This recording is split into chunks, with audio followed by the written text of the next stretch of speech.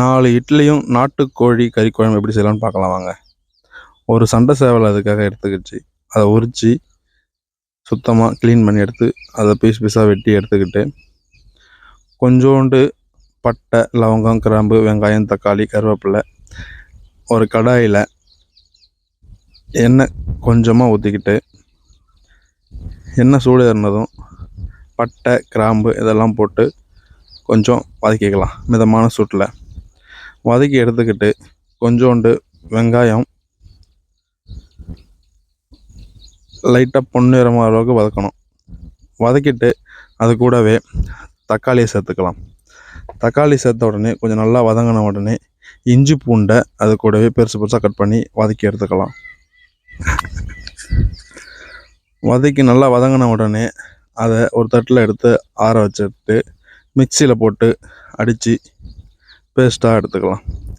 இப்போது ஒரு கடாயை வச்சு எண்ணெய் ஊற்றி அதில் கொஞ்சோண்டு வெங்காயமும்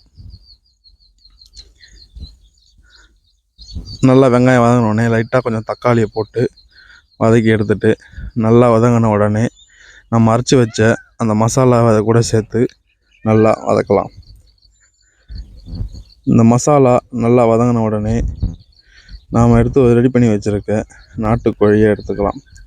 நாட்டுக்கோழி அதை கூட சேர்த்து நல்லா பொன்னிறமாக வதக்கலாம்.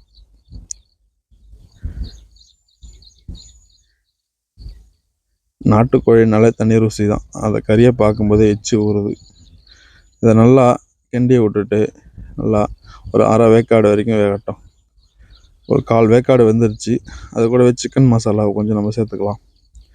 சிக்கன் மசாலாவை சேர்த்துட்டு நல்லா கிளறி விட்டுட்டு இதை நல்லா கொஞ்சம் லைட்டாக வேகட்டும். வெந்த உடனே நம்ம இது கூட தண்ணியை சேர்த்துக்கலாம்.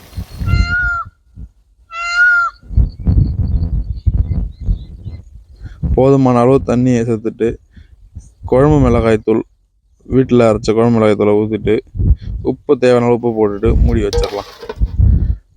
நல்லா கொதிக்குது. நல்லா கொதி நிலைக்கு வந்துடுச்சு. இப்போ நம்ம செஞ்ச நாட்டுக்கோழி குழம்பு ரெடி ஆகிடுச்சு. நல்லா லெக் பீஸ் பாருங்கள் எப்படி வந்திருக்கு பாருங்கள். நல்லா பீஸாக இது குழம்பு ரெடி ஆகிடுச்சு. இப்போ நம்ம அடுத்த ப்ரிப்ரேஷனுக்கு போகலாம். இது கூடவே ஒரு 4 இட்லிங்க. இட்லின்னு சொன்ன உடனே நாக்கு ஊறுது. நாட்டுக்கோழி குழம்பும் 4 இட்லியும் சுட சுட 4-5 இட்லியை எடுத்து ஒரு தலைவாழை இலையில் வச்சு ஆவி பறக்க பறக்க அப்படியே அது கூடவே நாம் செஞ்ச நாட்டுக்கோழி கறி குழம்பு அப்படியே லெக் பீஸோடு மேலே ஊற்றி அப்படியே எடுத்து சாப்பிடும்போது வரும் பாருங்கள் ஒரு இன்பம். நீங்கள் கண்டிப்பாக செஞ்சு பாருங்கள்.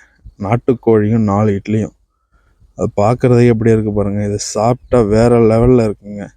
இது மாதிரி நீங்களும் ட்ரை பண்ணி பாருங்கள். தொடர்ந்து இது போல் நிறைய வீடியோ நம்ம சேனலில் பார்க்க தொடர்ந்து நம்ம சேனலை லைக் பண்ணுங்கள், ஷேர் பண்ணுங்கள், கமெண்ட் பண்ணுங்கள். நாட்டுக்கோழியும் 4 இட்லியும்